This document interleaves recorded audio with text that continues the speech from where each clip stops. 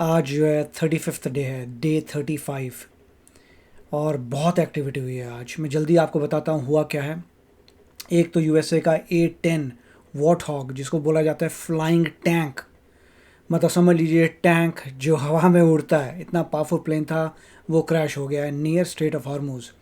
उसके में जो पायलट था उसको बचा लिया गया है। तो ये एक न्यूज़ आई थी कि सेकंड ये जेट है जिसको जो क्रैश हो गया है और उसका पायलट बच गया है। उसके बाद ये आपने पहले सुना ही होगा कि ब्रिज उड़ा दिया था, ईरान का टॉलेस्ट ब्रिज था इन मिडल ईस्ट। और उसके बाद मिस्टर ट्रंप ने कहा है कि और इंफ्रास्ट्रक्चर पर अटैक हो सकता है। इंफ्रास्ट्रक्चर का मतलब है कि पावर प्लांट्स, डीसैलिनेशन प्लांट्स, मतलब खारे पानी का जो जो पीने का पानी बनाते हैं उन प्लांट्स को उड़ा सकते हो, इलेक्ट्रिसिटी के प्लांट उड़ा सकते हो, ये सब होगा। उसके बाद एक न्यूज़ आई थी खतरनाक कि ईरान जो है चाइल्ड सोल्जर्स को यूज़ कर रहा है। अब ये मुझे पता नहीं कि ऐसा क्यों हो रहा है, क्यों चाइल्ड सोल्जर्स को यूज़ करेंगे। उनके खुद के सोल्जर्स क्या हुए इन स्ट्राइक से? लगता है काफ़ी सोल्जर्स की जान चली गई है, तो अब चाइल्ड सोल्जर्स पे आ गए हैं ऐसा लग रहा है, क्योंकि यूएस ने अभी तक 12,000 स्ट्राइक्स की हैं। उसमें से ऑब्वियसली बहुत सारी मिलिट्री लोकेशंस हैं, उसमें काफ़ी सोल्जर जो हैं मरे होंगे। उसके बाद जो है सामने एक आया है, एक ईरान का एक्स लीडर, मतलब आर्मी का बंदा, उसने एक स्टेटमेंट जारी की है कि भाई अगर यूरेनियम दे देते हैं, न्यूक्लियर बंद कर देते हैं और जो है स्ट्रेट ऑफ हॉर्मुज को ओपन कर देते हैं और तुम बदले में अगर सैंक्शंस हटा दो हमारे ऊपर, तब हम एग्री कर सकते हैं। तो ये अब पता चल रहा है कि हार्ड लाइनर्स थोड़े ख़त्म हो चुके हैं। जैसे यूएसए ने इसराइल ने स्ट्राइक किया है, मेन जो कट्टर लीडरशिप थी वो ख़त्म हो गई है। अब थोड़े मॉडरेट लोग आ गए हैं।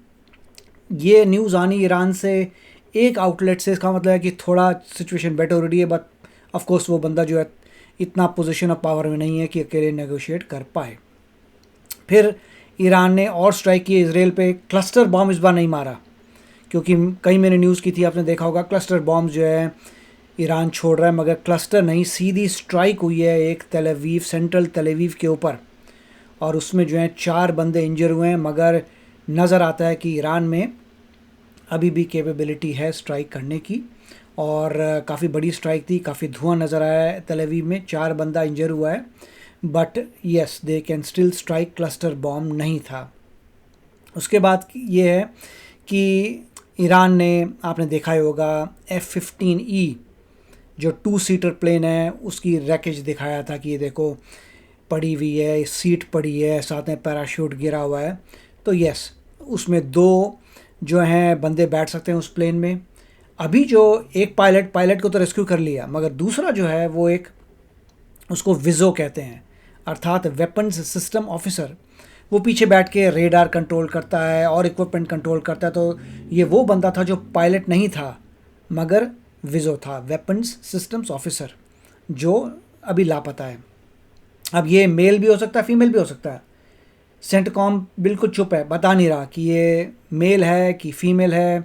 और मगर उसके बारे में इतना ज़रूर पता लगा है कि उनकी ट्रेनिंग क्या है। ट्रेनिंग में कहते हैं कि काफ़ी, सबसे पहले जब वो गिरते हैं तो पहले अपनी हेल्थ चेक करते हैं, और जो चोटें लगी होती हैं उसको ठीक करते हैं, जो उनका स्किट होती है उससे पहले चोटें वगैरह सब ठीक करेंगे। फिर इमीडिएटली वो अपने सप्लाइज़ लेंगे, सप्लाइज़ का मतलब पानी, खाने का सामान लेंगे, बैकपैक बनाएंगे, और सीधा जो है, अगर पूरा लैंड है, मतलब फ्लैट एरिया है, तो फ्लैट एरिया से बाहर निकलेंगे। क्योंकि अगर फ्लैट एरिया है तो कोई भी ईरान के लोग आ सकते हैं अपने ट्रक्स में, कोई भी आ सकता है, और फ्लैट एरिया में बहुत इमीडिएटली पता चल जाता है कि वो रहा बंदा। तो फ्लैट एरिया से बाहर निकलेंगे। अगेन ये जो है खुजिस्तान प्रोविंस है जिस एरिया में गया, खुजिस्तान प्रोविंस है, जाग्रोस माउंटेन रेंज है, ठीक है जी। तो मतलब माउंटेनस एरिया है और खुजिस्तान प्रोविंस है। ऑफ कोर्स माउंटेन एरिया का मतलब ये नहीं है कि हर जगह माउंटेन होंगे, कई फ्लैट एरियाज भी होंगे। तो अगर फ्लैट एरिया में अगर क्रैश हुआ है तो बंदा, जैसे मैंने कहा था, या बंदी पहले फ्लैट एरिया से बाहर निकल के माउंटेनस एरिया में घुसेगी। क्या क्या करेगी पहले बता दिया। पहले बंदा गिरता है, हेल्थ का चेक करता है, पट्टी वगैरह करता है, अगर चोट लग गई सामान उठाता है, खाने पीने का बैकपैक में रखता है, बैकपैक रेडी करता है और तुरंत वहाँ से भागता है हाइडिंग प्लेस ढूंढने के लिए थोड़े माउंटेनस रीजन में। तो ये प्लान अभी तक का। उसके बाद जो ईरान ने $60,000 US का तो इनाम घोषित कर दिया है। अभी रेस चल रही है कि ईरान के लोग जल्दी से ढूंढेंगे कि यूएसए जल्दी से ढूंढेगी उस बंदे को जो लापता है, वेपन सिस्टम ऑफिसर। अगर वो बंदा या बंदी पकड़ी जाती है, सबसे पहले क्या करेंगे, परेड करेंगे नेशनल टीवी में। ईरान नॉर्मली ये करता है।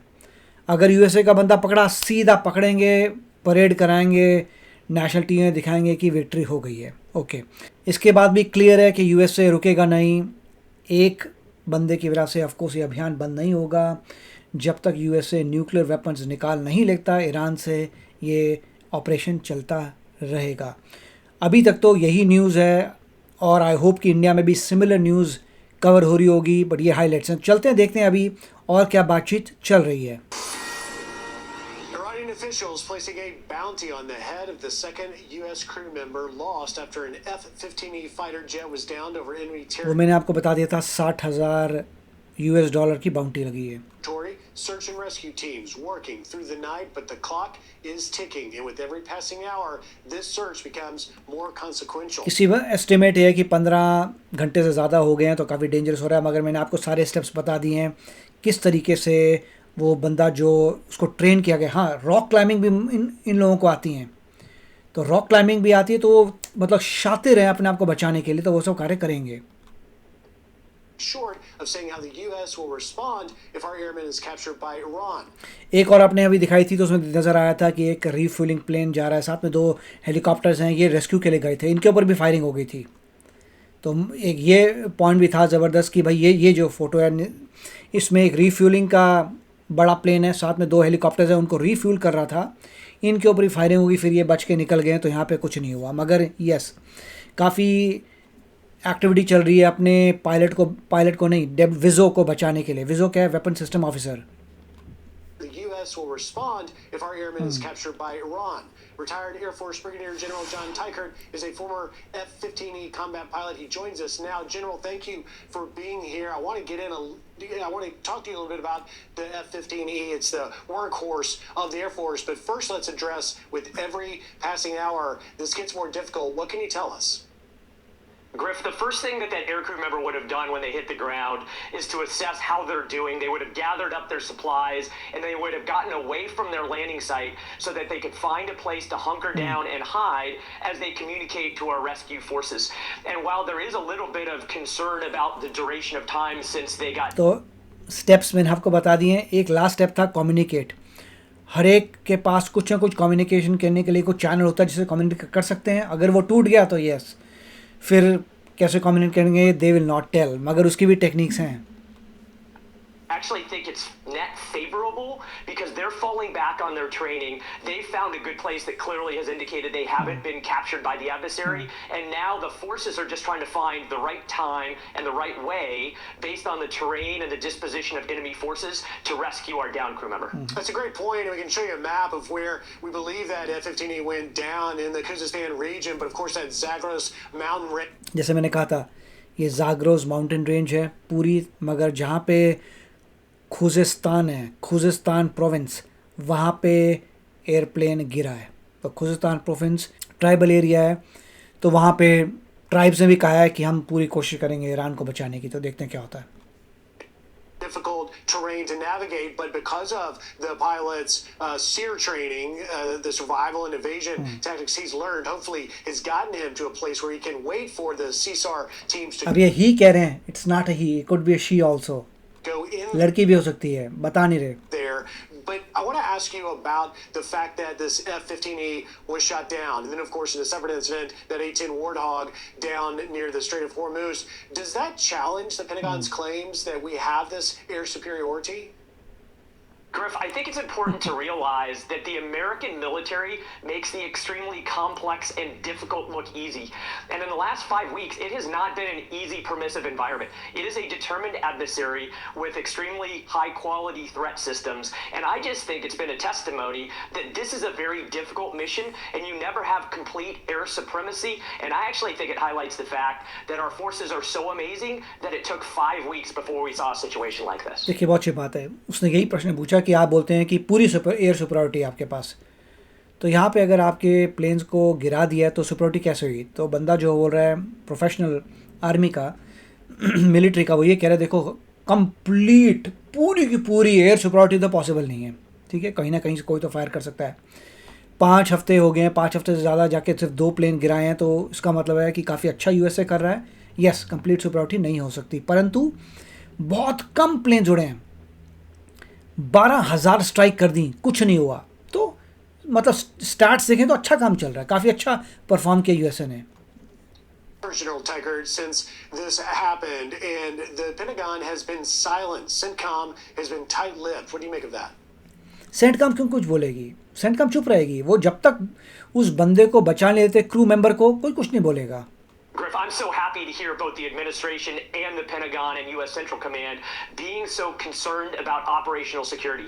The only way this downed crew member is going to be recovered safely and the combat search and rescue forces are going to be safe in accomplishing their mission is if they fall back on their extensive training and there is exquisite operational security. बार बार इसकी बात करें कि जो pilots हैं उनको अच्छी training दी होती है, या पायलट, इस केस में पायलट तो 2 सीटर था, आगे पायलट बैठा था, पीछे जो है वेपन्स WSO विजो वेपन सिस्टम ऑफिसर बैठा था, वो उसको अब ढूंढ रहे हैं, राइट। उसके पास भी ट्रेनिंग है रॉक क्लाइंबिंग की, उसके पास भी सब कुछ पता है कैसे उसको बचना है। All entities, and I'm happy to see it. And just in the last 10 or 15 seconds I've got, these F-15Es play a critical role. They do. They are multifunctional. They have air-to-air capability. They're very flexible in the type of targets that they can strike. I'm a proud F-15E Strike Eagle combat pilot, but those crews are incredible and their planes are as well.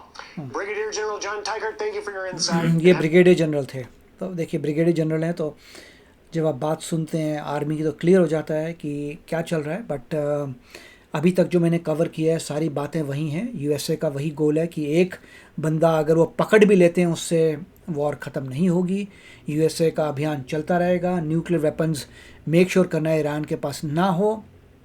Straight of Hormuz open होता नहीं होता वो और countries को देखना पड़ेगा, USA करेगा नहीं करेगा वी डू नॉट नो, मगर अभी तो गोल है न्यूक्लियर वेपन्स मेक श्योर करें कि ईरान ना बना पाए और जो भी एनरिच्ड यूरेनियम है वो वहाँ से निकाल के ले जाएं। तो आप बताइए इसके बारे में आपके क्या ख्याल हैं। मिलेंगे अगले वीडियो में, टेक केयर, बाय बाय।